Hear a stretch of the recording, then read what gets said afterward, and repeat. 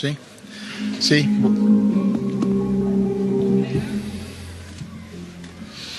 Creo que hay que arrancar antes que empiece la salsa. Sí. No, pero Sí, bueno. han empezado la... Ah.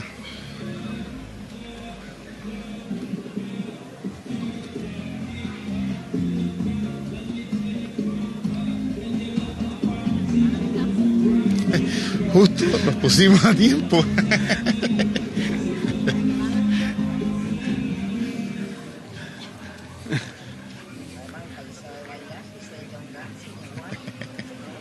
Un roto con descosí. Bueno.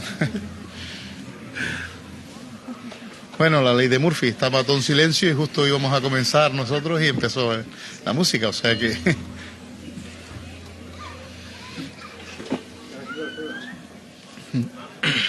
Bien, buenas tardes. Vamos a dar comienzo a este segundo acto del 200 aniversario de Cofete. Hoy nos acompañan a mi derecha don David Crespo, historiador y teólogo.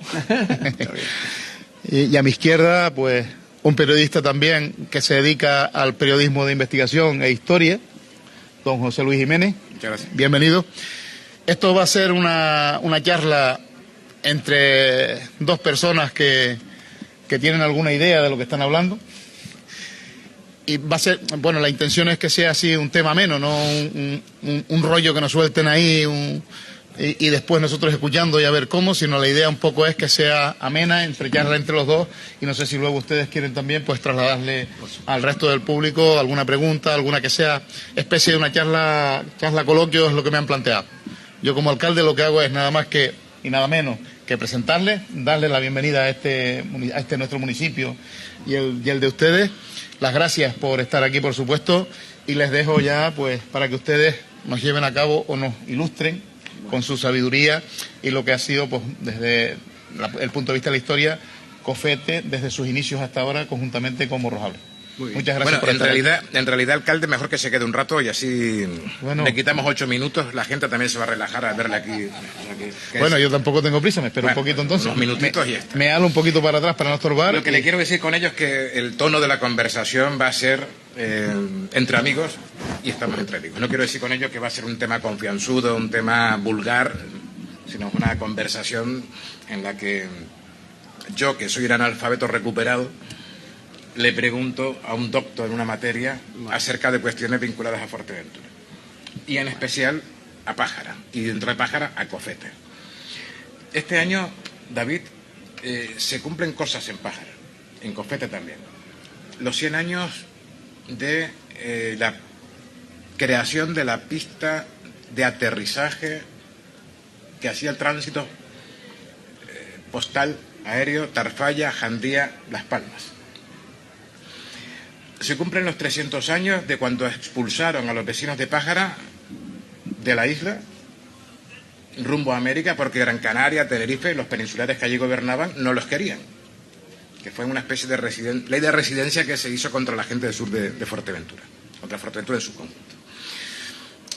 Es decir, estamos mirando ya un ámbito migratorio y un ámbito de las comunicaciones aéreas, ¿no? Esto significa que a la hora de analizar el conjunto de la influencia del sur de Fuerteventura como capital económica de la isla, estamos hablando de la integración de toda la isla en la economía regional y por tanto en la globalización económica por la vía marítima y por la vía aérea. Vaya rollo que le he echado. ¿Lo ha comprendido? Más o menos. Bien. Y ese es el enfoque de la conversación de hoy, para que lo puedan comprender, ¿no? La globalización de Canarias en su economía comenzó en el sur de Fuerteventura. A partir de ahí se genera todo un tejido económico que tiene como pulmón donde se le aporta ese oxígeno, por ejemplo, en el sector de los granos, en el sector de los vinos de la isla al resto del archipiélago, y eso permite comunicaciones marítimas y permite el desarrollo del talento majorero en el resto del archipiélago y su expansión también por Europa. Sí, correcto.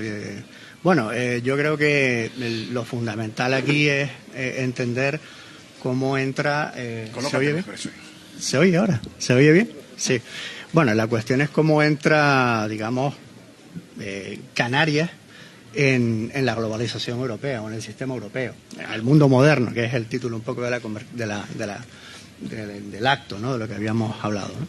Y ciertamente es verdad que ya había habido unos viajes previos, como por ejemplo los de los hermanos Vivaldi, en fin, varios. ¿Quién eran estos hermanos, los hermanos Vivaldi? A ver, vamos, traduzcan. No, eran los de la bueno, música, navegantes italianos de las repúblicas italianas en aquel momento. Pues claro, esto hay que enmarcarlo cuando entra Canarias en este proceso. Es importante porque, hay que decirlo así, ¿no? Porque es el momento donde se está produciendo el desarrollo inicial de lo que era el capitalismo o el protocapitalismo, porque Canarias se conocía desde Plinio, ¿no? Y desde Plutarco, o sea, las referencias a Canarias son antiquísimas, ¿no? Pero cuando hay un renovado interés por parte de Europa o los europeos, pasa prácticamente un milenio desde que estamos hablando de las obras de Plinio, siglo II aproximadamente después de Cristo, sí, por ahí, hasta 1200 y pico, que es el viaje ya de los Vivaldi, por ejemplo, ¿no? O incluso de los Segarra, de los navegantes mallorquines, o las piraterías que se hacían desde, desde muchas partes de Europa, desde Andalucía, desde Mallorca, catalanes, en fin, venían genoveses, pisanos. O sea que el tema de los mallorquines en Fuerteventura ya no es una cosa nueva, ¿no? Que ya venimos desde... Exactamente, no es del turismo, ya venía previamente. O sea, el dominio del capital mallorquín aquí ya era una cosa... Si no era cosa de los Riu, sino que ya venía previamente, efectivamente, porque... ciertamente en Europa empieza a desarrollarse lo que fue el primer sistema capitalista. Empieza a caer el mundo feudal. El mundo feudal era una estructura cerrada, donde no existía prácticamente las relaciones comerciales, donde no se necesitaban pues bancos, ni se necesitaban finanzas, ni se necesitaban fletes, ni se necesitaban barcos para comerciar, porque era un mundo cerrado. Básicamente era un señor... Usted interrumpa cuando quiera, ¿eh? No, estoy hasta casi entendiéndoles yo, o sea que todavía vamos bien. Vamos bien. No, es que era un señor, básicamente el sistema feudal consistía en eso, ¿no? Un señor y donde... había pues un feudo y ahí se establecían una serie de relaciones que se llamaban feudo-vasalláticas, ¿no?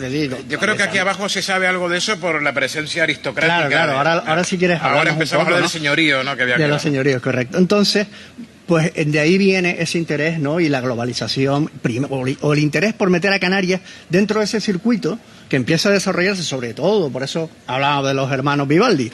¿Por qué? Porque empieza precisamente en las repúblicas italianas del siglo XIII, XIV aproximadamente. De hecho, empiezan los bancos.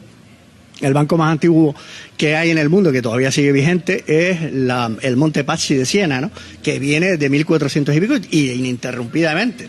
Y empieza toda esa serie de elementos comerciales que empiezan a romper el sistema feudal. Entonces ahí, en esa necesidad de nuevos mercados, en esa necesidad de nuevos productos, en esa necesidad de intercambios comerciales, pues empieza también la necesidad de buscar nuevas rutas alternativas para comerciar o para traer productos a Europa, porque empezaban también las ferias, la feria de Frankfurt, la de Medina del Campo, en fin, había montones, ¿no?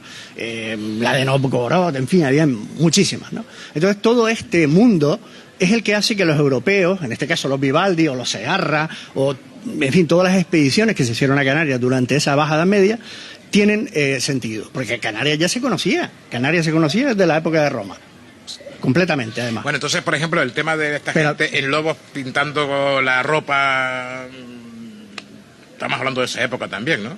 Perdona. No, digo, el tinte púrpura que se fabricaba. Sí, claro, la horchilla, efectivamente, claro, vienen buscando ese tipo de productos. En Fuerteventura, en este caso, se establece como una primera base, donde además viene Jan de Betancourt y Gadifer de la Salle, y establecen el primer señorío, ¿no?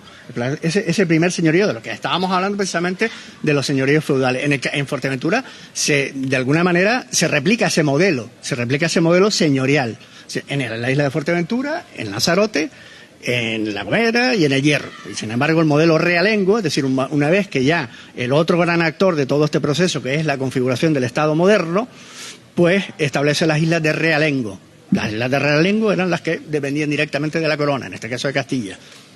y que luego hablaremos, si quieren, del proceso de configuración, de cómo se van configurando los estados y cómo se entra en esa nueva dialéctica de los estados que en la Edad Media no existía, porque Europa estaba fragmentada en miles y miles de señoríos, de pequeños señores feudales que eran prácticamente independientes unos de otros, y no existía prácticamente pues una conexión, y no digamos nada, una conexión atlántica, en este caso con Canarias, para establecer mecanismos de comercialización o de entrar en contacto, ¿no? Entonces, en este contexto es donde Fuerteventura entra en la historia. Y entra a través de los normandos, de la expedición famosa, ¿no? Y tampoco vamos a descubrir, de Jan de Bettencourt, de Cadifel de la Salle, que sale eran señores de Normandía en este caso, y vienen desde La Rochela, ¿no? El puerto famoso, y vienen a establecerse aquí. Ese es el primer contacto, básicamente, y termino, perdona ya, aunque bien es verdad que ya había habido contactos previos, además de carácter, digamos, depredatorio, porque efectivamente antes de que se produjese la llegada de Bettencourt y de la Salle, ya habían venido pues muchos piratas, bueno, piratas entre comillas, o expediciones, digamos, depredatorias, a un elemento que también desgraciadamente siempre ha sido digamos, objeto de comercio, que es la fuerza de trabajo humana, ¿no? En este caso, pues se traía y entraban y se traían esclavos y se llevaban después a Europa, se vendían, en fin. Bueno, esta es un poco, vamos a decir, el marco de presentación en el que Fuerteventura entra en la modernidad europea, para llamarlo de alguna manera, ¿no? Y los normandos generan el negocio del vino y eso comienza a exportarse. Sí, el negocio del vino, que aquí, curiosamente, sí, en la viña esta de Aníbal, ¿no? Que es una de las primeras referencias. A mí me sorprendió realmente, yo indagando, ¿no? En la historia de Fuerteventura, normalmente se consideraba que había sido un portugués el que trajo el vino a Canarias, ¿no? Un tal de Castro y tal. Pero efectivamente las primeras viñas es en Fuerteventura, y además Núñez de la Peña, creo, sí, que Núñez de la Peña habla de la facilidad Abreu Galindo, que es uno de los primeros colonistas de Canarias, que además es prácticamente, vamos a decir, no contemporáneo, pero sí coetáneo de esos primeros siglo XVI prácticamente en Canarias. Él habla de que se daba con mucha facilidad el vino en Fuerteventura, ¿no? Aunque es verdad que luego esa producción vitivinícola no se supo explotar en Fuerteventura. Y las islas por antonomasia después de exportación vinícola fue fundamentalmente Gran Tenerife y un poco Gran Canaria, porque los vinos de Tenerife tenían una calidad superior, que era el Malvasía, que viene de una isla griega, el nombre, ¿no? Que lo trajeron, ¿no? Se supone que de allí. Y en Gran Canaria se daba más el vidueño, que el vidueño era de inferior calidad, normalmente se mandaba a América. Es verdad que también dice que el vino canario realmente era un vino para la tropa, para los pobres, no era un vino tampoco para la aristocracia. Perdona, vamos a reivindicar nuestros vinos, porque los vinos son celebrados, los vinos canarios son celebrados hasta por Shakespeare, por Goldoni, y son... pero era un vino de tropa. No, el Malvasía era un producto de calidad en Europa. El vino de Malvasía canario era un producto muy apreciado en el norte, fundamentalmente en el norte de Europa, y se sigue, produciendo el Malvasía en Canarias hasta el siglo XVIII, donde después, desgraciadamente, entra el Oporto, ¿no? Los portugueses, que además aprovechan de, sus buenas relaciones históricas con Inglaterra, que vienen desde la batalla de la Jubarrota prácticamente, y ahí Inglaterra apuesta un poco más por los vinos de Oporto y sustituye a los Malvasías canarios. Pero los Malvasías canarios son vinos de primera calidad en la edad moderna europea. Es más, mira, te cuento una anécdota y les cuento porque, en fin, hay una serie magnífica que se hizo de la historia que se llama Poldark, ¿no? Que la dieron hace poco. El alcalde es que está escuchando de vino y noto que ya por está bien que hablemos de vino, pero sí, pero que sí, que la historia del vino... vemos que hay diferentes opiniones. Yo creo que... Él dice que el vino es malo. No, que el vino no que fuese un vino malo, sino que era un vino para la tropa. Sí. Yo que la tropa es muy importante. Ahí, yo no sé si saben que ahora que está, por ejemplo, lo del tema de Crimea, la cochinilla se empleaba en la Primera Guerra Mundial, ¿no? Corrígeme, no, perdón, la Primera Guerra Mundial no, en la guerra que hubo entre Inglaterra y los ucranianos en... ¿La guerra de Crimea? La guerra de Crimea, ¿en qué año fue? ¿1921? 1800... 60 y pico por ahí. La cochinilla canaria se utilizaba para teñir de rojo el uniforme de los ingleses para que no cogieran miedo precisamente sobre la mancha de la sangre, de los disparos, ¿no? Yo no sé si aquí hubo producción de cochinilla también, si se entró en esa burbuja, pero lo cierto es que... Sí, de horchilla sí. Claro, es que la producción de horchilla... no sé Sí, si cochinilla sería más después, adelante, claro. después Es que la más horchilla al adelante, principio y la cochinilla después. La Claro horchilla, que- efectivamente, al principio de entrada ya se empieza, es uno de los precisamente uno de los productos que Fuerteventura ciertamente podía haber Claro, explotado. bien, dicho esto, ahora digo lo siguiente. Al final lo que estamos haciendo es abasteciendo a tropas. Se abastece de tropas para que se tiña un uniforme y también para abastecerles de vino con el frío y todo esto, ¿no? Sí, lo que pasa es que el vino Malvasía. Yo le doy la realmente- vuelta al asunto para ir llevándolo a mi... No, pero bueno, en serio, ahora sinceramente creo que Pero- los vinos canarios, de verdad, están...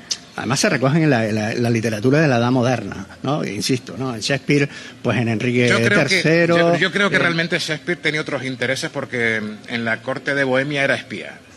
Y Bueno, primero hay que dilucidar... había una canaria que era la esposa del duque de Bohemia y Bueno. yo creo que intentó seducirla a través del vino canario. Primero hay que dilucidar Pero bueno, el identidad de alcalde, yo no Shakespeare. sé, que- pero- Ustedes, sí, estamos hablando de un montón de la historia de Fuerteventura, que es muy agradable y demás. Y cuando llegamos a Cofete, por Camorro no digo porque ya llegamos mucho después. Vale.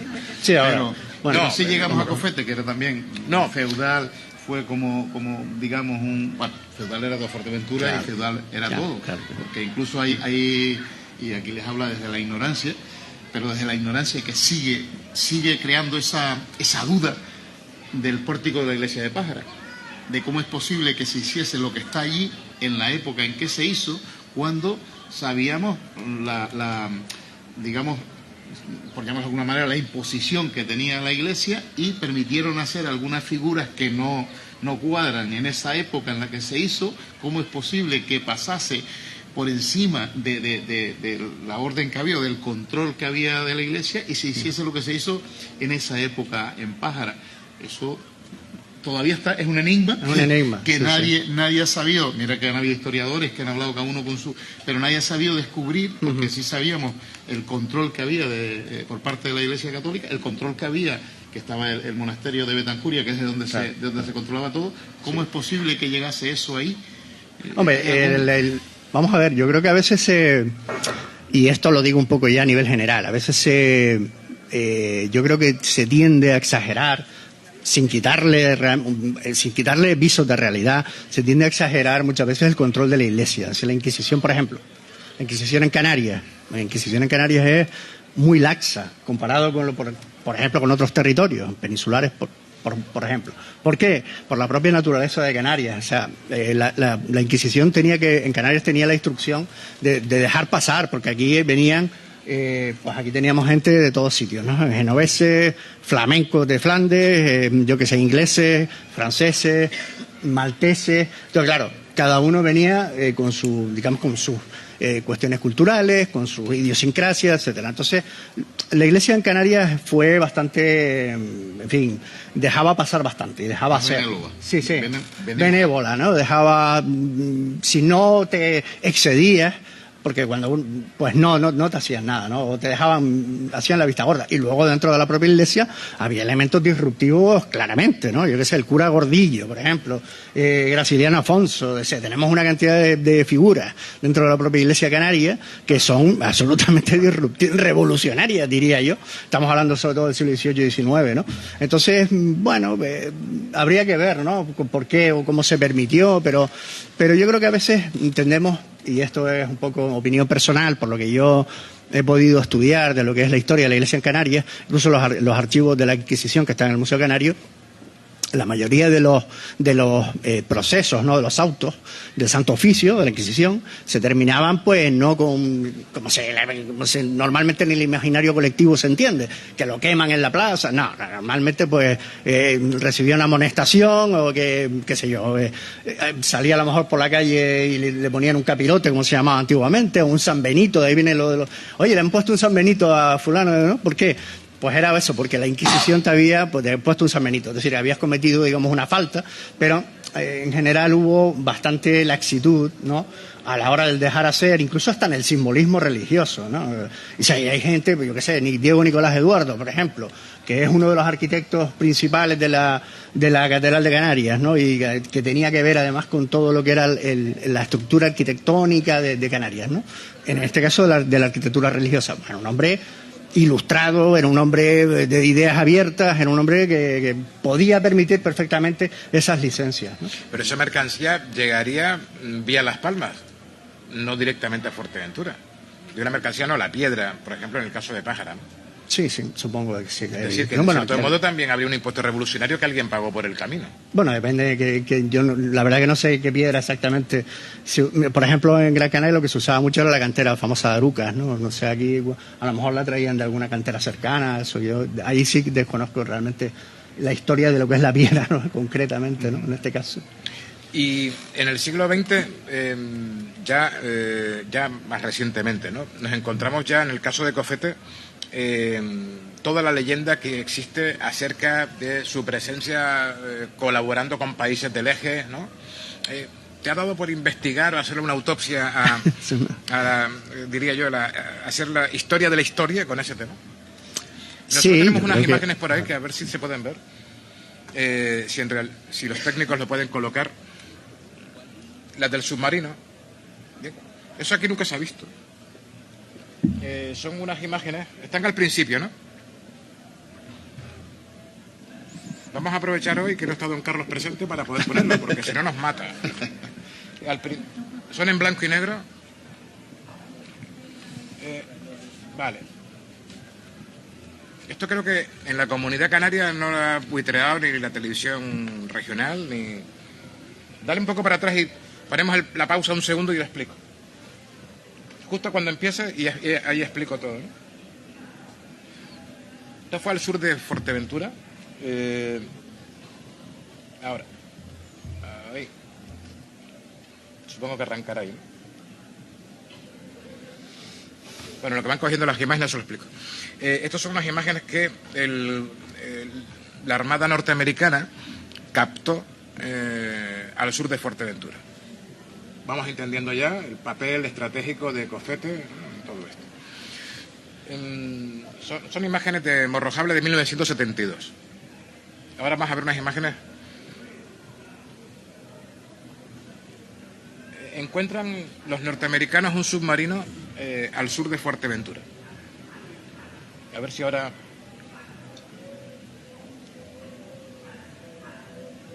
Y curiosamente, le doy dos detalles. El submarino tiene el logotipo de la compañía petrolífera Shell. Es un submarino alemán. En aquella época las empresas le pagaban al Tercer Reich los submarinos, ¿no? Se los financiaba el sector privado. Entonces, ese submarino se encuentra en un museo de Chicago, todavía existe, se limpió. Ese submarino, su captura se produce 24 horas antes que el desembarco de Normandía, un 5 de junio del 44, ¿no? Sí. Y se da la circunstancia que en esa captura, al sur de Fuerteventura, es donde trincan, disculpen el que emplee este verbo, es donde trincan la máquina Enigma, que es la que genera todo el tema vinculado a la criptografía, ¿no? Y los americanos no le dicen nada a los británicos y se la llevan a su país, se la llevan a Estados Unidos para descifrar todo el código, ¿no? Pero no le cuentan nada a los británicos porque están 24 horas antes de un desembarco, no les querían desconcentrar, y aparte de ello porque interpretaban que los alemanes o los países del eje les tenían intervenidas las comunicaciones, ¿no? Entonces, esas imágenes que vamos a ver ahora, yo supongo que las han cogido ya, ¿o no? Es el momento en el que se remolca el submarino y ahí está, empiezan las imágenes ahí. Se lo dejo. Afortunadamente el retraso del acto de hoy permite verlo bien, con la luz del sol no molesta tanto, ¿no? Son imágenes oficiales del gobierno americano que grabaron, dada excepcionalidad de la circunstancia, porque era el primer submarino que pillaban en el Atlántico, grabaron ese momento histórico, ¿no?, que se produce al sur de Fuerteventura. Los americanos dicen en las Islas Canarias, otros dicen frente al Sáhara, pero claro, es que tampoco quieren decir dónde, ¿no? No tiene nada que ver tampoco con la familia que estaba radicada en Cofete, desde mi punto de vista, solamente que ocurrió en el mar al sur de la isla, ¿no? Son muy buenas imágenes, están algunas en color, mayormente.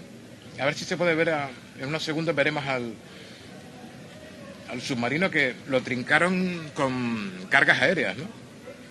Y lo obligaron a emerger y a salir, y a partir de ahí brincaron a la población, la sometieron a juicio y encarcelaron en Nueva York, y utilizaron la maquinaria del submarino.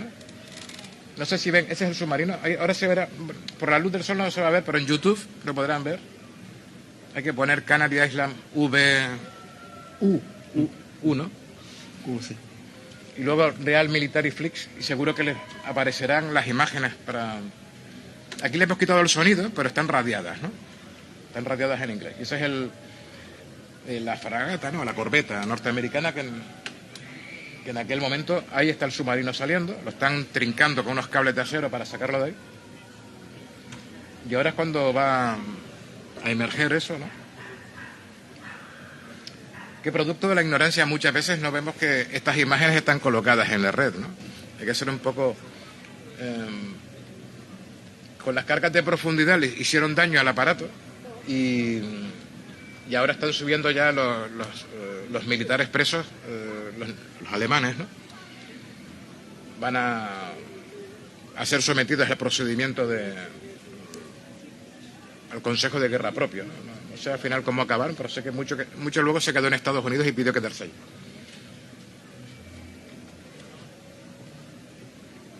Esto técnicamente no es un portaaviones, es un portaeronaves, ¿correcto? Que estaban sobrevolando la zona. Y lo cierto es que ahí están los marineros alemanes a punto ya de empezar a cantar. Que eso les ayudaría, ¿no? Claro, claro.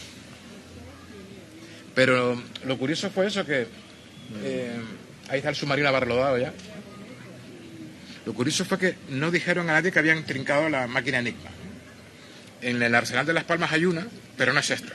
Entonces los americanos se la llevaron, la mantienen custodiada, y esto fue lo que ayudó con el tipo de la película aquella que en Estados Unidos, como Una mente maravillosa, ¿no? Que es el tipo que realmente descifra todos los códigos, ¿no? Esto te pone de relieve también la existencia de una presencia y una importancia geoestratégica ya actualmente, ¿no? Hombre, a ver, Canarias desde el siglo... Podemos remontarnos a, no sé... No, mucho no. Vámonos si nos vamos a centrar, pues bueno, yo desde el siglo XIX, por ejemplo, Canarias es una base fundamental, por eso en Canarias se instalan pues las casas, yo qué sé, Elder Dempster, la Miller, la Boerman alemana, por ejemplo, había casas francesas, es decir, ¿por qué?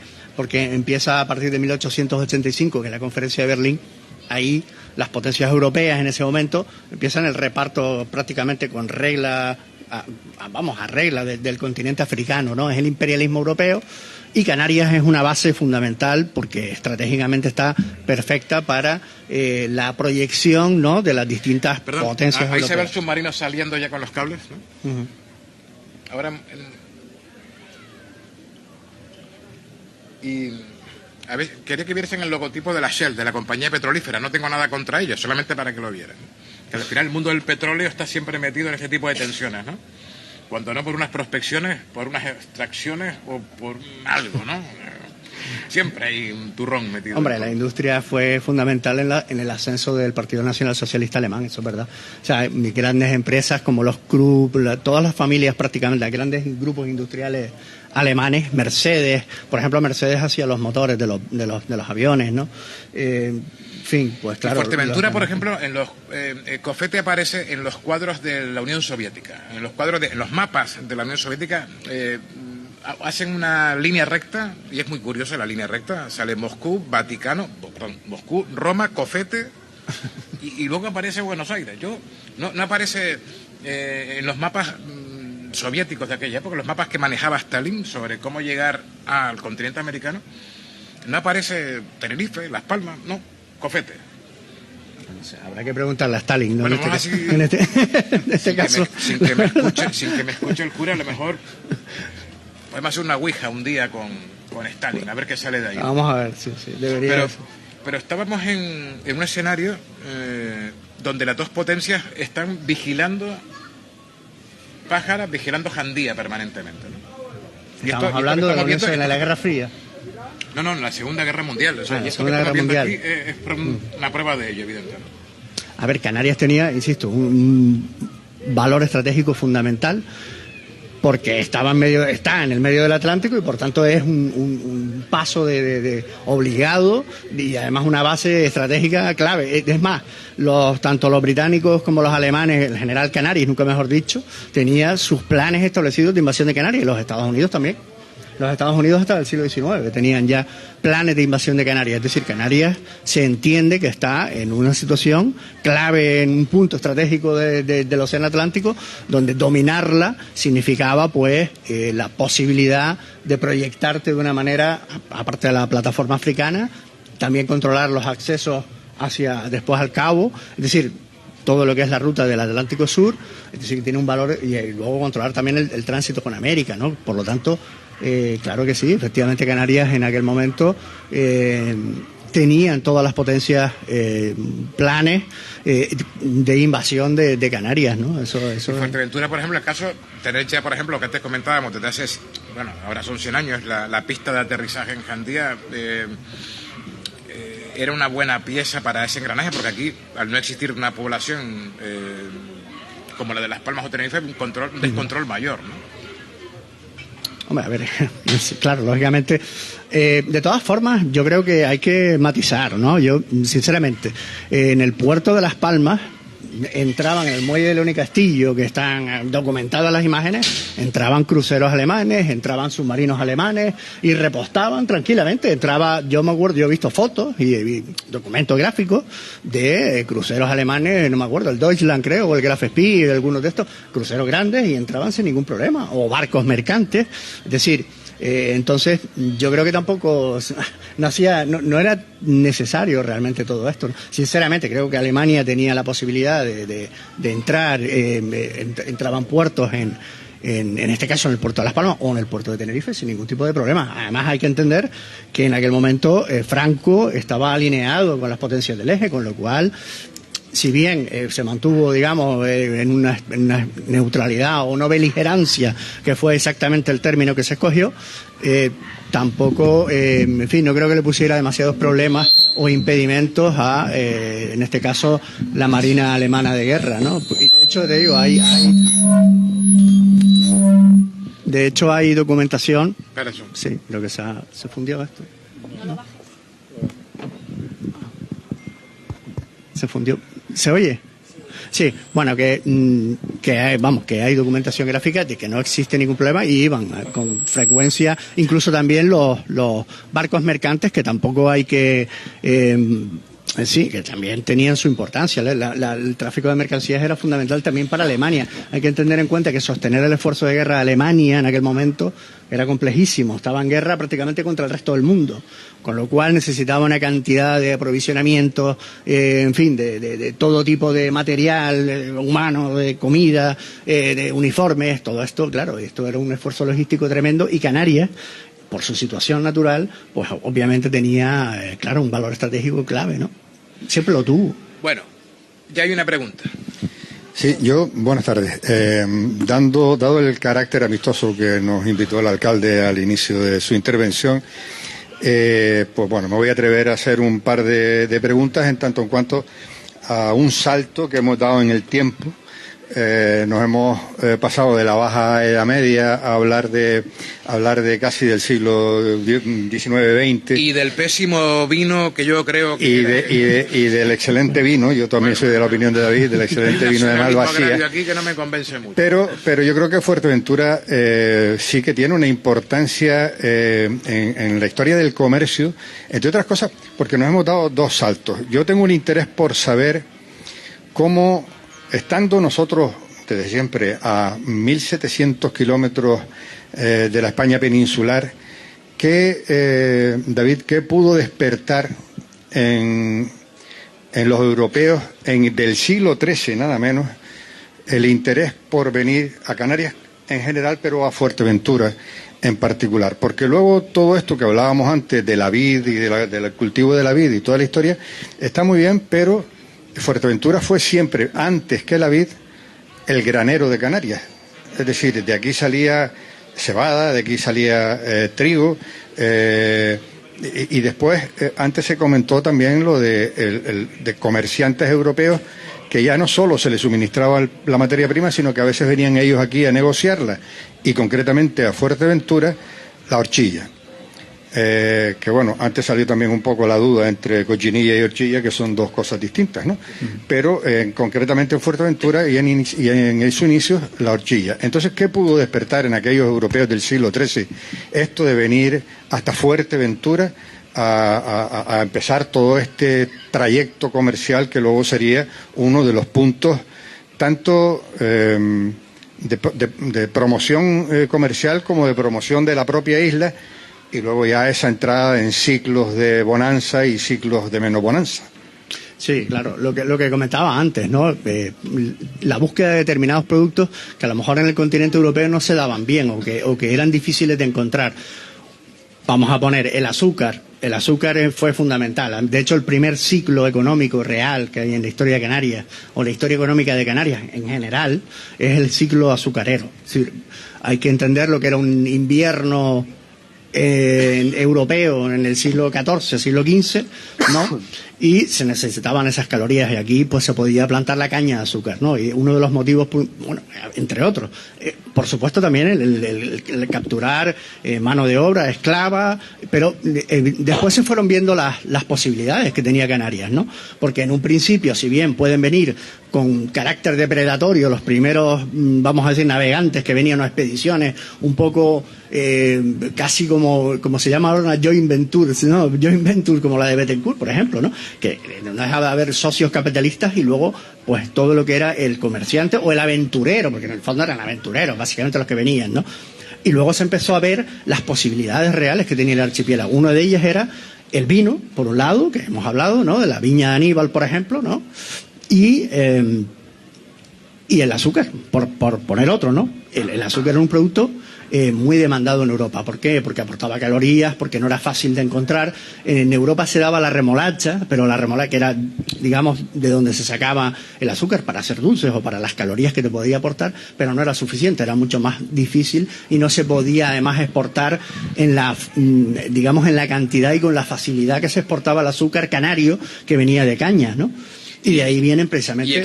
¿Y existió producción en el sur de Fuerteventura de azúcar también? Sinceramente, por lo que yo he leído, en ejemplo, este sentido no me consta. Avena sí hubo, pero... Sí, cebada, trigo, la horchilla, en fin, por supuesto, la carne, también camellos, eran cuestiones que esto era lo que producía Fuerteventura. Fuerteventura asumió, y eso quizás fue, digamos, un poco la condena, ¿no?, de Fuerteventura, asumió un papel, en vez de ser, digamos, una fuente de exportación exterior, fue una fuente de, digamos, complementariedad con las islas, digamos, más centrales de Canarias, ¿no?, que fueron Gran Canaria y Tenerife y La Palma. La Palma también tenía, en el siglo XVI, XV, XVI, tiene una importancia tremenda, ¿no? Entonces, Fuerteventura asumió, yo creo que ahí, quizás, bueno, por avatares de la historia... Y de cara al futuro, por ejemplo, entonces lo lógico sería... Pero era vital, no ser complementario, no ser un ingrediente más, sino ser todo un plato, ¿no?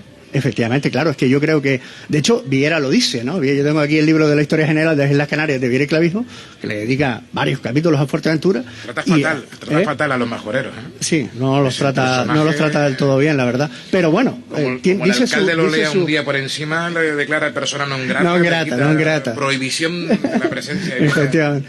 Bueno, él narra un poco, en fin, las vicisitudes de la isla, pero él reconoce que efectivamente Fuerteventura era el granero de Canarias, era vital para la economía, para la subsistencia de Canarias, porque las islas, digamos, Tenerife, Gran Canaria y La Palma, fundamentalmente, su gran fuente de riqueza era el comercio exterior, porque ahí se establecen pues las colonias, digamos, genovesas fundamentalmente, los Riverol, por ejemplo, ¿no? Las familias genovesas que son grandes capitalistas, que por ejemplo, los Riverol fueron uno de los financiadores del viaje de Colón, ¿no?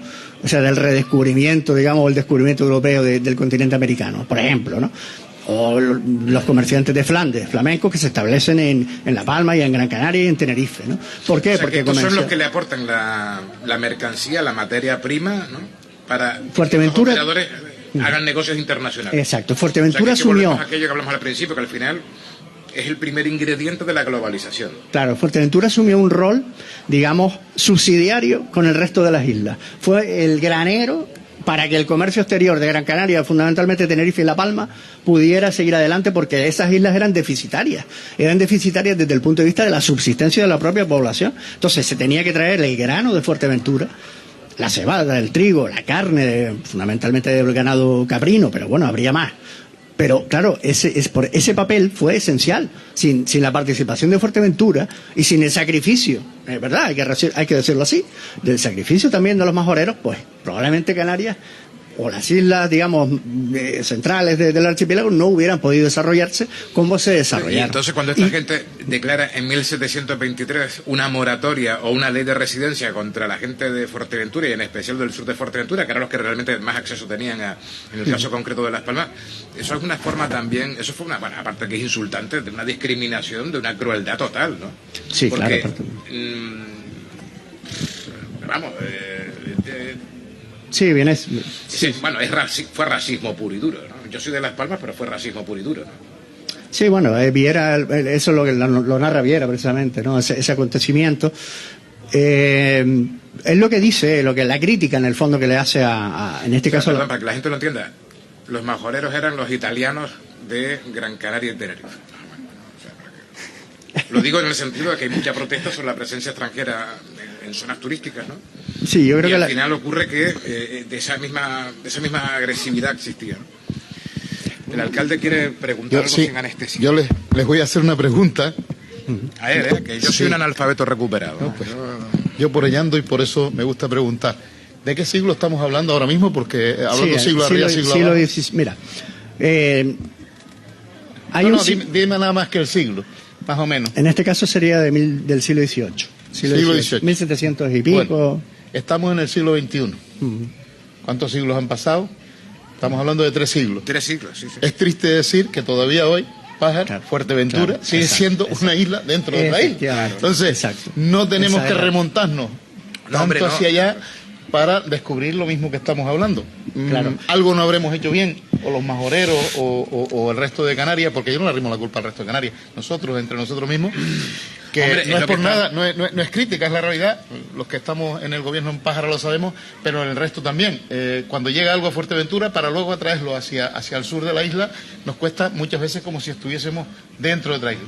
Y en este caso, aunque antes decía José Luis que nos podían haber tratado mal los canarios y tal, esa discriminación hacia Fuerteventura, yo no le arrimo la culpa tanto a los de otras islas, sino incluso dentro de la misma isla no hemos sabido hacer una isla, sino que al final la gente de Lanzarote viene y dice, parece que la isla está de verdad dividida al centro, todavía, el norte, por el norte, muro. Sí, el norte tira parece Lanzarote, y de media isla hacia abajo es otra isla. No sé si es mejor o es peor, pero es otra isla. Yo creo que ese es el trabajo, o es lo que queremos hacer con esto, que sepamos de dónde venimos, pero también que sepamos a dónde queremos ir, que no es estar por encima de nadie, sino estar en ese conjunto de Canarias y en ese conjunto de islas. Es un poco lo que se viene reclamando desde el sur, y de verdad que lo tienen que saber. Ustedes no lo conocen, pero yo sí se los transmito, ¿no? Sí, yo quiero aquí en este caso darle además la razón vivamente al alcalde, porque una de las críticas que se viera es a la propia sociedad majorera. Sí, Viere Clavijo, los machetazos que echa a los majoreros, la descripción que hace es precisamente por no defender su tierra, ¿eh? Y los trata, pero un desprecio que vamos, que de los ingleses sí nos defendimos en la batalla de Ramacite, que está ahí. Exacto, y encima era el coronel Sánchez Umpierres, que era de Pájara, correcto, el que fue al frente de esa batalla. Pero por ejemplo, hay una cosa muy interesante ya en la época moderna, ¿no? Porque claro, cuando hablamos dice, bueno, eso fue hace 3 siglos, pero mire, hay un señor de Tetir que monta el primer banco de capital canario, que fue el señor González, que está relacionado con los Intes. Estamos hablando del año, pues no sé, 1956-58. Primer banco en la era moderna, que era el banco se llama así, Banco de Canarias. Una auténtica mina de oro. Al final terminó montando todo eso en Las Palmas. Fue a Miami y luego en Tetir tiene una estatua puesta. ¿Alguien de Fuerteventura sabe que eso existe? No. Era una cosa oxidada al lado de la plaza del ayuntamiento y no. Lo que quiero. Bueno, el que fundó los cabildos también era majorero. Claro. No, yo creo que producto también del desconocimiento de detalles como los 200 años de Cofete y todo esto, la presencia también extranjera, el interés por reducir las tasas de paro también produce que la sociedad se haya bien en la copla que había. Digo que produce también que la sociedad también se desconecte de sus valores internos y se reduzca la autoestima para poder reconocer qué cosas han hecho bien durante el pasado, ¿no?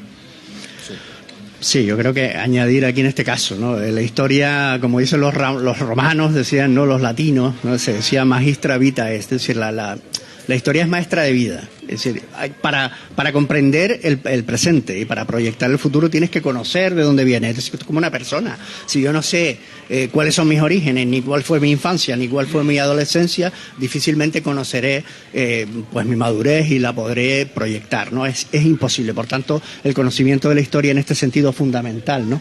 Y yo creo que aquí, cuando hablábamos de Viera, se hace...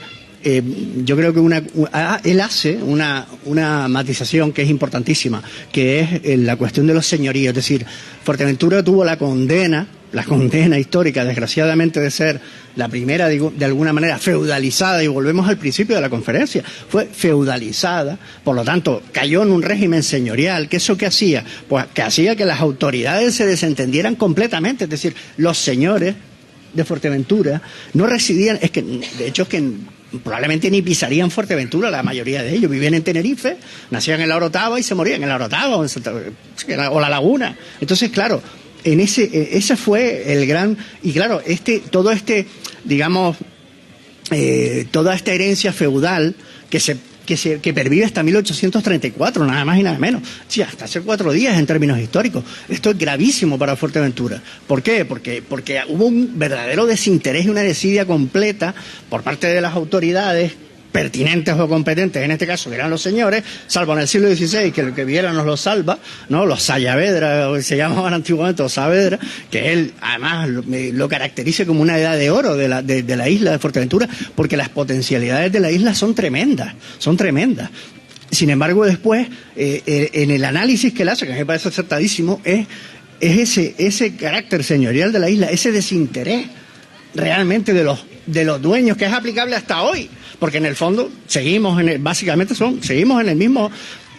Vamos a ver, hemos evolucionado un poco, pero las relaciones de poder son las mismas. Entonces, mientras no cambien esas relaciones de poder, mientras los majoreros o la gente de Fuerteventura no entienda que tiene que tener una representatividad clara, una voz clara y una fuerza clara, en este caso vamos a poner el Parlamento de Canarias, por decir algo, pues difícilmente, porque yo vengo de Las Palmas y vengo de Gran Canaria y yo sé cómo se entiende, y tú lo sabes, cómo se entiende Fuerteventura, cómo se entiende Lanzarote, bueno, están ahí. Entonces eso tiene que cambiar, y eso tiene que cambiar desde aquí principalmente. Sí. Tiene que ser desde aquí. Esto es una toma de conciencia que se tiene que realizar desde aquí y proyectarse desde aquí, porque de fuera no va a poder ser. Fíjese usted, una cosa como esta que estamos haciendo hoy, pero que comenzamos el otro día, que es lo de los 200 años de Cofete, no saben. Hay gente que me ha llamado que no sabían que existía Cofete en el ámbito en lo que lo estamos planteando. Sabían que existía la 8ª maravilla del mundo, que es una visión que José Luis, cuando lo vio por primera vez el otro día, dijo la frase nuestra canaria, ños. Impresiona esa visión. Esa visión de Cofete la tiene todo el turista que viene, pero no la historia del poblado de Cofete, que fue el primer poblado del sur de la isla. Eso les puedo garantizar que mucha gente, no de Canarias, de España y todo el que ha visto del mundo, se han enterado ahora que ese poblado tiene ahí 200 años y que era el primer poblado del sur de la isla. No se sabía. Entonces, las cosas hay que darlas a conocer, claro, porque en los problemas que tienen hoy la población, que esto todo se inició con esos problemas que estamos intentando arreglar, que no se arreglaron en su momento, esos problemas vienen porque desde donde se está juzgando, digamos, o tratando esos temas, se está pensando que el poblado de Cofete es algo que se han inventado la gente de Morrojable para irse los fines de semana allí y pasárselo bien. Y no que era al revés, que Morrojable nació allí y vino hacia aquí. Entonces, como en la historia reciente se ha dejado pasar algunas cosas, lo que queremos poner es a Cofete, el poblado de Cofete en su sitio, la historia del sur de Fuerteventura en su sitio, la historia de Fuerteventura en su sitio. Estos son de ahí de Cofete también, ¿eh? Sí. Estos son unas imágenes antiguas de la gente reclamando precisamente. Eso fue un vídeo que logramos localizar. Está localizado. Precisamente reclamando eso. Yo no les conozco de nada, no sé quiénes... No los conozco de nada, pero por ahí le viene yo, alcalde.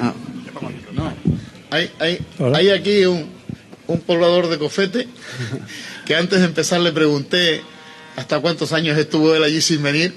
Chucho, yo creo que nadie mejor que tú. Oye, vamos a ver.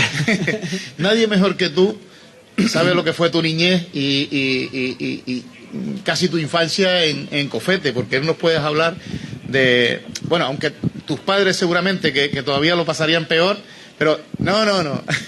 Sí, no, mira, oye, yo nací, yo soy orgulloso de nacer de haber nacido en Toto, criarme en Toto y ser de los enterregados, y tú también eres orgulloso de Cofete, lo sé. Es una cosa, estar orgulloso de nacer en Cofete, sí que estoy, pero Mira, es que hablábamos antes de empezar, fuera él y yo, nos conocemos hace muchísimos años, de cuando me revolcaba en la lucha, en los campos de lucha, pues este fue un luchador, donde ustedes lo ven ahí, esto fue un luchador de los que hay.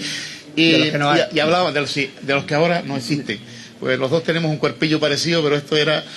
Y ahí sí hablábamos de la época en la que se alumbraban con velas o se acostaban antes de oscurecer porque no había velas. Y yo decía, no, existía también el quinquel. ¿Y cómo se usaba ese quinquel?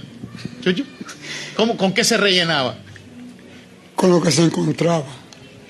Por ejemplo, con cebo de res cuando mataban para comer carne, con grasa que se encontraba en la playa y así. De las ballenas o de algún pescado que aparecía, ¿no?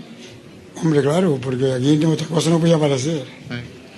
Y la luz eléctrica está ahí en aquella época, no se conocía, ni el gas butano tampoco. Sabíamos el fuego porque lo hacíamos con leña, pero no sabíamos que existía el petróleo, lo único, el petróleo. El gasoil no sabía lo que era. Y voy a para 80 años. O sea, sí, no, yo creo que esto lo enlaza con lo que es historia viva, que claro, no es, pero el poblado tiene 200 años, pero es historia viva, que es a pesar del tiempo que llevaban. Y la tradición oral, claro, que eso ¿sabes? Se transmite. Que se perpetuó en el tiempo, bastante tiempo, por lo menos porque Morrojable tiene de fundación 100 y poquitos años, ¿no? O sea, que estuvieron en Cofete casi 100 años antes de Morrojable existía el poblado de Cofete. Cofete fue mucho antes que esto. Sí, bueno, con casi 100 años. Morrojable es nuevo. Sí, Morrojable tiene 100 y poquitos años. Morrojable es nuevo. Morrojable se fundó del 12 al 15, en 1912 y 15. Lo primero. Pero Cofete no, Cofete tiene historia mucho antepasado. Todos mis antepasados, mis abuelos, mis bisabuelos, eran nativos de ahí. Lo que pasa es que, claro, Cofete hoy para mucha gente no es pueblo. Pues yo creo que era pueblo antes que esto. Yo venía de Cofete aquí descalzo, porque no teníamos zapatos, y no habían casas sino las que estaban aquí en la orilla de la playa, que vinieron de San Cristóbal, de Las Palmas. Se fundó con gente de los Santana, el señor Pancho Artiles, mi abuelo que era del Cotillo, ahí, y Víctor Cirilo, que fue que fundó la primera piedra, pero eso fue no fue tanto, sí, no hace tanto. Ahora Cofete sí. Eso es lo que queremos trasladar, que Cofete estaba ahí antes de llegar a ningún otro poblado. Por lo menos para que se reconozca que el trabajo que se está queriendo hacer por parte del Cabildo y el Ayuntamiento de reconocer, para la redundancia, ese poblado como asentamiento antes de que llegase pues el plan, el parque, que hay que, por supuesto, hay que conservarlo porque es un parque natural, que eso lo tenemos todos claro, pero ese asentamiento estaba y por lo menos que se delimite ese asentamiento como tal porque existía hace más de 200 años. O sea que yo creo que esa es un poco la reivindicación y lo que queremos dar a conocer con estas charlas, con esto, y como tenemos la historia viva ahí, con el Chunchu, pues lo aprovechamos. Muchas gracias, ¿eh? Pero nos quieren echar de Cofete, ojo. Por eso es por lo que estamos aquí, no nos van a echar de Cofete. No, pero hay bastante dinero que pagamos sanciones. Así que... Bueno, ¿alguien quiere preguntar cosas? ¿Quién quiere preguntar cosas? Buenas tardes. Luis Avaroa, no puedo dejar de intervenir porque los documentales, igual que papel, pues también lo aguantan todo. Bueno, depende. Sí. Bueno, llevo 7 años trabajando sobre la biografía de Gustavo Winter. Por ende, la historia de una parte de Jandía, quiero decir, de un periodo de Jandía. Y bueno, ha habido 2 cosas que me han parecido curiosas, que las voy a tomar aquí. Y bueno, aparte de trabajar sobre esa vida, tengo unos podcasts que hago cada ciertas semanas en la radio. Y el último podcast, en estos podcasts lo que hago es hablar con el propio Gustavo Winter de mi propia investigación. Y él cuenta algunas cosas. Entonces, en la última le digo, es que se dicen tantas cosas de usted, y dice, déjelos. Déjelos. A mí también me gusta una buena historia. De hecho, era una persona que le contaba a los hijos muchas batallas y muchas historias, ¿no? Hay muchas versiones de del trabajo, de sus trabajos, o versiones de cuando viene de Argentina a Inglaterra, etcétera, etcétera, ¿no? Entonces, bueno, han sido 2 cosas, Tarfaya, Jandía y Buenos Aires. Hace 100 años, el año 1922, bueno, por eso digo, es una buena idea, pero el aeropuerto de Jandía, el año 1950, el año 1922, no estaba ni en Letefía ni se le esperaba, ¿no? Ni se le esperaba de alguna manera, ¿no? Entonces, sí que existe un avión, un avión que viene a caer en Tessegrague en algún momento, pero que no venía precisamente por eso. Yo no le voy a discutir eso. No, ya. Conoce mejor que yo. No, lo que digo, tengo una versión, la suya es esa no es ninguna versión mía, son los datos oficiales del Ministerio de Fomento. Yo no tengo ninguna necesidad de inventarme nada. Pero aeropuerto de Jandía. No es un aeropuerto, era una pista. Son cosas distintas. Un aeropuerto es otra cosa. Ya, no es un aeropuerto, esto es una pista para que una operativa postal aérea, punto. No es para que suba y bajen pasajeros. Vale, no, entonces no es que cambie, es que también soy curioso y todo aquello que va saliendo. Yo le voy a pasar la documentación. Eso, y todo aquello que va saliendo. Y los sellos donde se pone Jandía.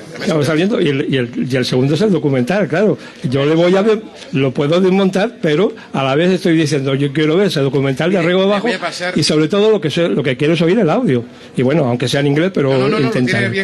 Sobre todo porque debería salir alguna referencia, no, en el documental de Submarino debería salir esta referencia, o debería salir la casa donde estuvimos el otro día, o sea, la del arrendatario, alguna referencia. Yo estoy completamente seguro no sale hacia la costa. Yo estoy completamente seguro que el que grabó las imágenes está más pendiente del submarino que de lo que pasaba en el año 41. Por lógica. En el año 41 ya cuando no existía tampoco la aquella. Claro, no, por supuesto. En el año 47 es cuando aparece la torre, pero en el año 41 ya, justo cuando los americanos ya declaran la guerra y llegan a venir por aquí, lo que pasa que en otros lugares, ya precisamente la financiación para lo que hubiera podido ser en Jandía y no en Cofete, hubiera sido aquí, no en Cofete, eso ya lo veremos en próximas sesiones.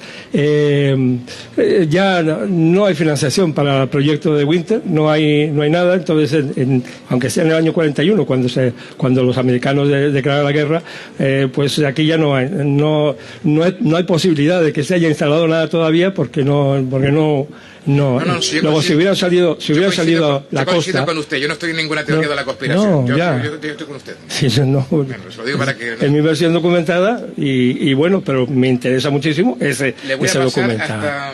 Es absolutamente. El gobierno británico tiene geolocalizado con Google, un acuerdo que hizo con Google, geolocalizado la presencia de submarinos, embarcaciones navieras, embarcaciones y también aeronaves. Sí. Durante todo el periodo, selecciona la zona y lo puede estudiar. Sí, perfectamente. Y que tampoco es tanto lo que hay. Sí, bueno, los diarios de guerra solo aparece el U-167, que es el que de alguna manera lo torpedean cerca de aquí y bueno, viene a caer más palomas. Pero bueno, eso es lo que sale en los diarios de guerra. En principio lo mismo, hay cientos de versiones. Y como decía el propio Winter, es una buena historia, es una buena historia siempre donde sea, ¿no? Y seguirán habiendo historias a pesar de las versiones reales o por lo menos mucho más objetivas que tenemos. No hay problema. Amigo como siempre. Sí, ¿había alguna pregunta más? Venga, muy bien. Sí. ¿O alguien más quiere hacer alguna pregunta? Hola, buenas noches. Bueno, más que pregunta quería hacer una aclaración. José Luis, ¿sobre el vino? No, sobre el vino no, porque si nos emborrachamos, entonces sí es verdad que no vamos de jarana.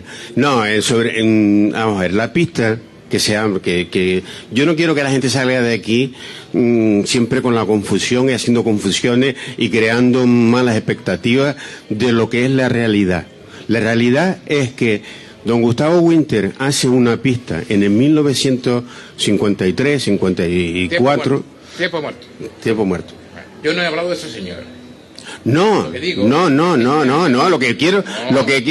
Tiempo muerto, déjese un momentito, porque si usted lo ha dicho, yo lo que quiero es hacer una aclaración. No quiero que te vaya a hacer aquí un enfrentamiento entre usted y yo.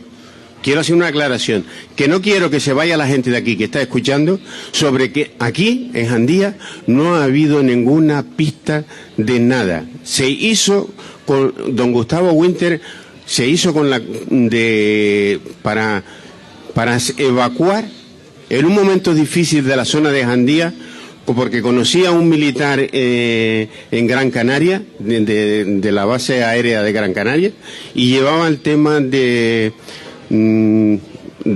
emergencia, y entonces con él consiguió, porque una vez su mujer tuvo un aborto y estuvo muy mal, casi pues a punto de irse para el otro lado, y este señor le dijo que si él conseguía hacer una pista en la zona sur de Jandía, él se comprometía que cada vez que hubiera cualquier cosa, venía aquí y recogía a cualquier persona y lo llevaba a Gran Canaria para poder ayudarle. De hecho tengo constancia, en 1960 y algo, una señora de aquí, Andrea Pérez, sale desde aquí, de la zona donde está la iglesia, evacuada a través de este señor de Las Palmas, con un helicóptero militar. Y en la zona también de Jandía, también otra señora sale de Jandía, efectivamente porque estaba muy mal, en muy mal estado y tal. Entonces no quiero sino que se hable un poco lo que es realidad, no lo que se puede uno inventar, que si don Gustavo estuvo aquí para los nazis o para lo otro. Y después también hacer una pequeña aclaración. Mire, la referencia que se tiene, no hay ningún marinero de la zona de Morrojable que haya avistado ningún submarino en la zona sur de Jandía. En la zona sur no hay nadie que pueda contrastar eso, porque nadie ha avistado nunca. Es posible que ese submarino haya estado lejos de aquí o fuera del otro sitio, pero no se ha avistado nunca. Jamás se han visto submarinos.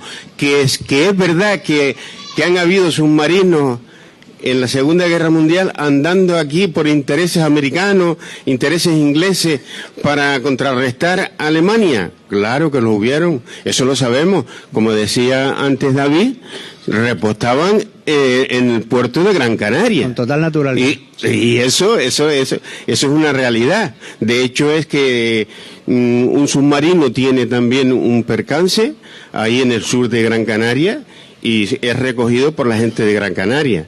Así que yo lo que quiero es que a mí me hubiese gustado que esta charla, David, muchísimas gracias por la charla y por esta inversión, que sí que se hubiese adaptado más, un poquito más a la actualidad, a los 200 años de Cofete, a lo que en realidad Jandía ha subsistió con la piedra cal, subsistió con muchas, que fue una de las industrias que la gente pudo sobrevivir de aquí, muchos hornos de piedra cal, mucha cal en la zona de Jandía, en el puerto de Ajuy y todo eso.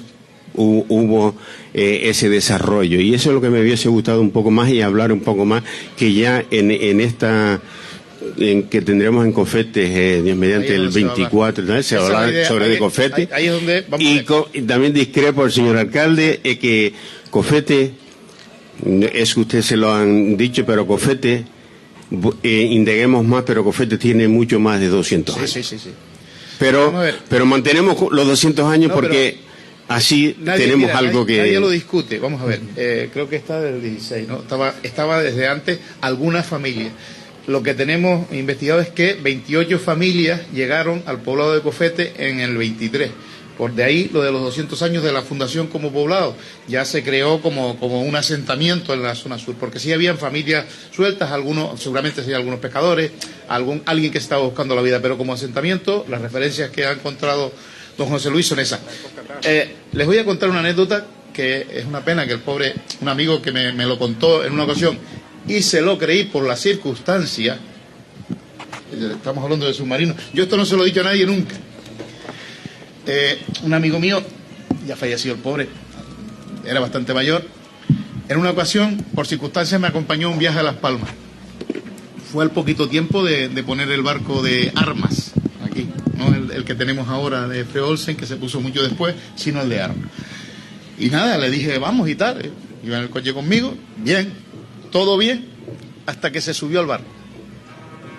Empezó con un temblique y yo decía, no hace frío, esto es...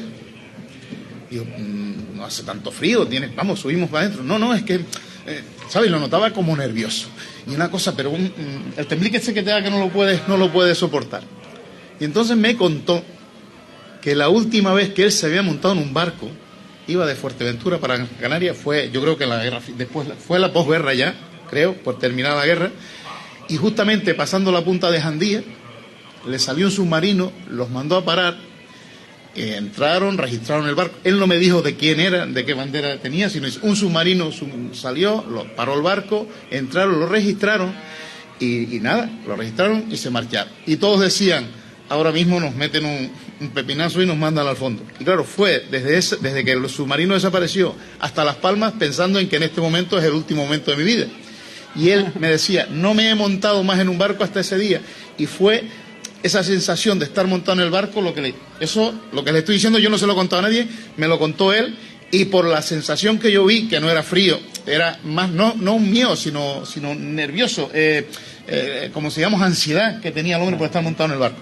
Entonces, esa persona, yo estoy 99,9% de que es verdad que le pasó esa anécdota, por llamarlo de alguna forma aquí. Bueno, y darle las gracias a ellos, casi tenemos que ir terminando, sí me gustaría, y con la parte que está comentando, en la última, esta hoy era un poco de la historia de Fuerteventura, la historia de Pájara, de dónde venimos, no solo Cofete, sino lo que es el municipio, lo que es la evolución de Fuerteventura, y la última que tenemos en Cofete ya sí estará más centrada, porque también viene Juan Carlos, que es el que va a hablar de la historia de Cofete, de lo que significó desde su punto de vista la familia Winter en Cofete y en el municipio de Pájara. Y sí me gustaría, pero, David, que perdón, un poco... alcalde, perdone, que no tengan que venir unos tíos de Las Palmas a explicarles estos rollos. El año que viene organizan ustedes. Sí, claro. No, pero hay y uno va de público feliz. No, y con respecto a la pista, José Luis, yo no soy historiador, no sé, pero tenemos 2 pistas en Pájara, ¿eh? No está la pista de la punta, es reciente. Hay otra pista que está aquí en el Istmo, y esa pista creo que es la que se utilizaba anteriormente para el tema del correo y demás, ¿no, don Alejandro? Entonces, a lo mejor es la confusión de lo que aparece en los documentos, esa pista que existe, que era para la estafeta de correos, digamos, que es lo que había para ir y venir. Y bien, don David, tiene usted la palabra, por favor, y así un poco vamos cerrando, porque me están diciendo que tenemos que cerrar. Sí. Bueno, pues nada, pues agradecer, por supuesto... No, pero antes de cierre... la exposición que iba a hacer. Sí, no, yo quería nada, simplemente ya a modo de cierre, pues resaltar estas ideas, ¿no? La toma de conciencia de los propios majoreros de Fuerteventura, también de Cofete, es decir, al final la responsabilidad es de cada uno, nosotros tenemos que ser responsables, ¿no? Yo en este caso, yo soy una persona, me considero liberal, entiendo que nosotros somos los responsables de nuestras acciones, para bien y para mal. La historia de Fuerteventura, cuando uno la analiza, también la de Cofete, el testimonio del caballero que antes hablaba, ¿no?, de la dureza de la vida de los majoreros, ha sido verdaderamente terrible. Las épocas de hambruna que los historiadores de la época moderna, que como yo, en este caso, moderno medieval, no de contemporánea, pues sí sabemos, ¿no?, las hambrunas sistemáticas, la dureza de la vida y las condiciones de vida del pueblo majorero, la dificultad que han tenido, el olvido que han tenido histórico por parte de las instituciones, de los señoríos, etcétera, el olvido que todavía tienen a día de hoy, la incapacidad, creo yo, todavía para reivindicarse como lo que son, la posibilidad que tiene la isla y las potencialidades que tiene la isla, que fue la primera, volvemos al origen, fue la primera de alguna manera en establecerse de una manera ya sistematizada en el mundo global, ¿no?, del siglo. Y si me permite, la primera piedra de Canarias está en Pájara. Efectivamente. Y acabamos de comprar esa finca que es de todos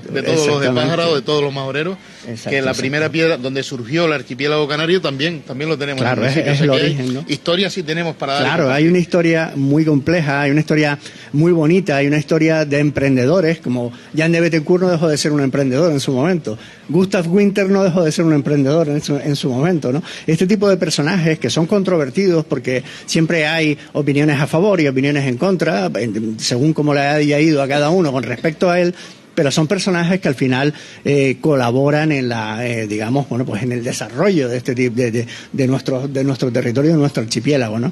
Yo creo que en este sentido tendríamos que estarle agradecidos sinceramente por las obras que hizo. No dejó de hacer, por ejemplo, la central eléctrica primera que se hizo en Canarias, nada más y nada menos, ¿no? Es decir, son gente, como antes nos comentaba el compañero, ¿no?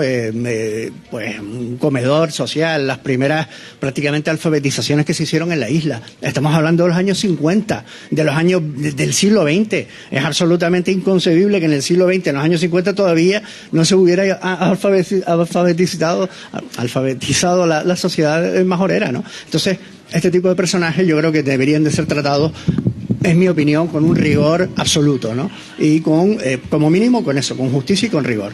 Y nada, agradecer en este caso al excelentísimo señor alcalde, a todos los presentes, y nada, terminar con eso, ¿no? Con un mensaje de optimismo. Esta isla tiene unas enormes potencialidades.